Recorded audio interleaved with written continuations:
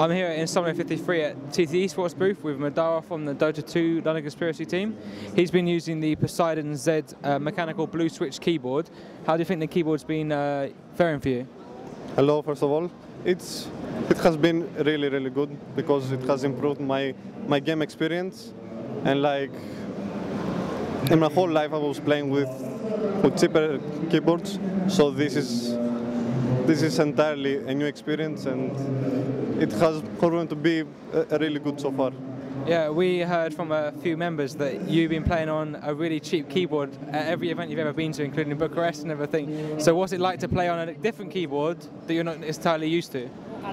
I'm really happy because it improves my gameplay experience, and it's like I have tried to play with another keyboards, but I couldn't do it. I don't know why I couldn't use it, but with this keyboard I used it instantly, and it has improved my game experience. So it's really good. So you're happy with it? Yeah, really. So the mechanical keyboard is the only keyboard on the market with a 5-year warranty. It offers a tactile feel and everything, and it's a blue switch, which means it's like it gives you enough feedback and everything. So when you press the keys, do you feel that you get enough feedback and the keyboard is good enough for you? Yeah.